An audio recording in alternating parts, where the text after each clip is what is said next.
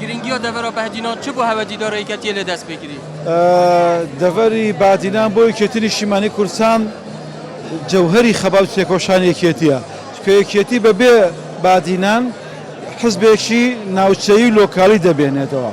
بۆیە جەوهەری خەبات و تێکۆشانی یەکێتنی شیمانی کوردستان بە چاوکردنی بادینانە و لەسەر ئەوە یەکێتی خەباتی خۆی لە بادینان دەست پێ کرد و لەسەر ئەوەش نارانی یەکێتی و نارانی بزرگترین کوردایەتی بە هەموو شێوازێک هەوڵیان داوە یەکێتنی شیمانی کوردستان لە بادینان دوور بخەنەوە. بۆیە یەکێتی بەبێ بادینان ناتوانێت کوردستانی بێت.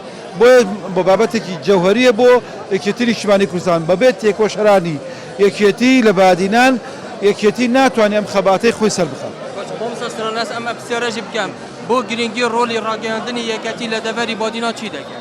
چی دەکەین؟ ئێمە زنجیرەیە کۆبنەوەمان کرد لەگەڵ کاتگەری مەکتەبی سیاسی بە تەمەن گۆڕانکاری بکەین لە کۆی ڕاگەیاندنی یەکێتی و بادینان حسەیەکی سەرەکی وەردەگێت لەو بوارەیە لەو دڵنیاتە دەکەین.